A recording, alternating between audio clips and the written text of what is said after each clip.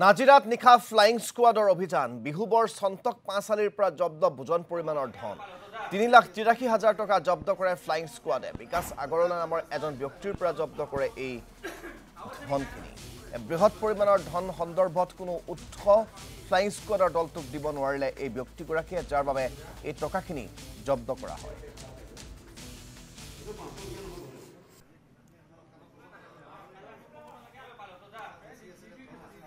কিমান আছিল পইচা মোৰ বিকাশ আগৰৱালা কিমান আছিলে পইচাটো ৩,৮৩,০০০ ক'ৰ পৰা ক'লে নি আছিলে এইটো আপোনাৰ শিৱসাগৰ মাইদানৰ দিব লাগিছিল এতিয়াতো প্ৰদূষণত লগাৰ পৰা ইমান টকা লোক ধৰিব নালাগে নহয় মোৰ ষ্টাফজন মই সেইটো সময়ত দোকান নাছিলোঁ মোৰ ষ্টাফজনৰ মাইকী মানুহ ইমান বিশেষ নাজানে আৰু ড্ৰাইভাৰজনো ক'লে যে মই নিব পাৰিম বুলি সেই সদ্যহতে তেখেতে দি পঠিয়ালে আৰু